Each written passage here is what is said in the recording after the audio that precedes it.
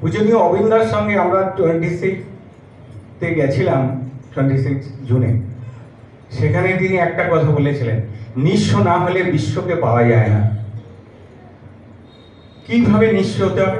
পুরোপুরি স্যারেন্ডার করতে হবে ঈশ্বরকে, সব কিছু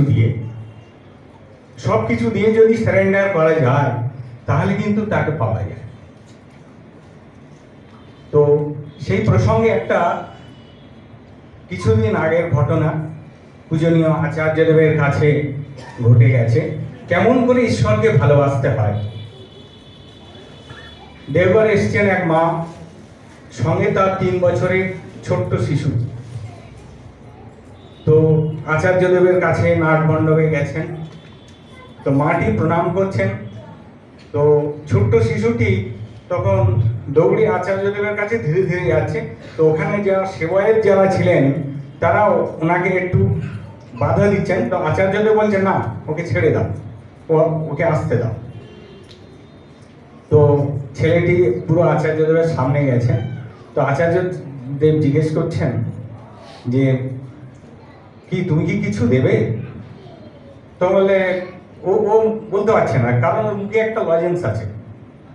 ও তখন সাইড পকেট থেকে এক বের করে লজেন্সের এটা ওনার হাতে দিয়েছে, দিয়ে দাঁড়িয়ে আছে। তখন বলে, আরো কিছু দেবে? আরো কিছু আছে? তখন আবার বাঁ পকেটে হাত দিয়ে পুরো লজেন্সের এটা নিয়ে আবার ওনাকে দিলেন। তো তবু দাঁড়িয়ে আছে। তখন বলে, আরো কি কিছু দেবে? তখন ওই বুক পকেটে কিছু ছিল লজেন্স, সেটাও বের করে ওনার হাতে দিলেন, দিয়ে বলছে, আরো কি কিছু আছে? তখন ও মুখ থেকে লজেন্সটা বের করছে। আচার্য, না, দাঁড়া, থাক, ওটা থাক, ওটা তো মুখে থাকে। তো আচার্যদেব সেই লজেন্সগুলো পুরো নিয়ে মানে 1 মিনিট স্তব্ধ হয়ে গেছিলেন নাট মণ্ডপ, সবাই চুপচাপ ছিলেন।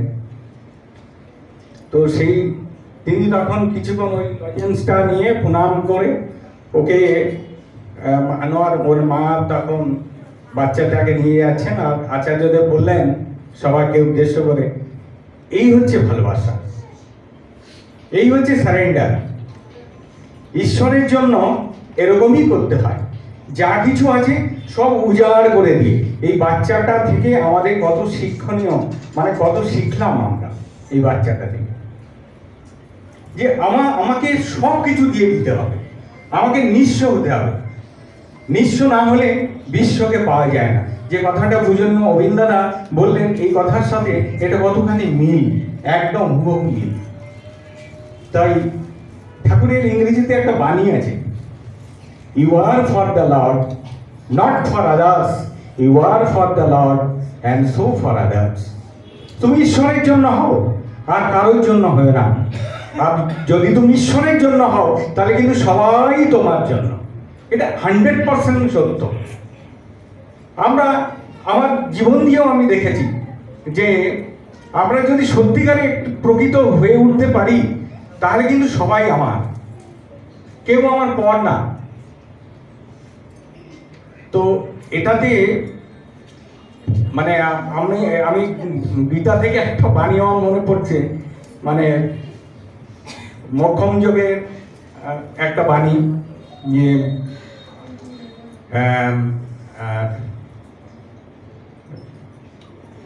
সর্বধর্মান পরিত্যাজ্য মামেকং শরণং ব্রজ অহং তং সর্ব পাপেভ্যো মোক্ষয়িষ্যামি মা শুচি। তোমার অর্জুন, তোমার যা কিছু আছে, অর্জুনকে উদ্দেশ্য করে বলা মানে আমাদের সবাইকে উদ্দেশ্য করে, পৃথিবীর সবাইকে উদ্দেশ্য করে বলছেন তিনি, তোমার যা কিছু আছে সব তুমি সারেন্ডার করে আমাকে দাও। আমি যা যা বলি তুমি তাই করো, তাহলে তুমি জীবনে মোক্ষ লাভ করতে পারবে। মোক্ষ, মুক্তি লাভ। এই যে মোক্ষ মুক্তি লাভ বলি না, এটা কিন্তু ভাবি বলে আমরা মরে যাওয়ার পরে এরকম কোথায় কি হবে হেন তেন, তা কিন্তু নয়। আমাদের যে ষড়রিপু আছে, কাম, ক্রোধ, লোভ, মদ, মোহ, মাৎসর্য, এইগুলো থেকে উপরে উঠতে হবে। এইগুলো থেকে আপনারা চিন্তা করুন। আমরা প্রত্যেককে আমাকে নিজেকে নিয়ে যদি চিন্তা করি, আমরা দেখতে পাবো আমি সত্যি কি এই ষড়রিপুর উঠতে পেরেছি। প্রতি পদক্ষেপে আমরা এগুলোকে অনুধাবন করতে পারি, এবং আমরা অনুভব করতে পারি যদি আমরা ঠিক ঠিক মতো হয়ে উঠতে পারি, আদারওয়াইজ কিন্তু এগুলোকে বোঝা যাবে না। এগুলো অনেক উচ্চ স্তরের ব্যাপার। উচ্চ স্তর যদি যারা নাম ধ্যান করেন তারা কিন্তু এগুলো অবশ্যই বুঝবেন। এগুলো যাই হোক, আমার মনে হচ্ছে সময় হয়ে গেছে, আমি আর বেশি বাড়াবো না। আমি এই বলে প্রত্যেকের উপস্থিত যারা আছেন প্রত্যেকের মঙ্গল কামনা করে এখানেই শেষ করছি। জয় গুরু।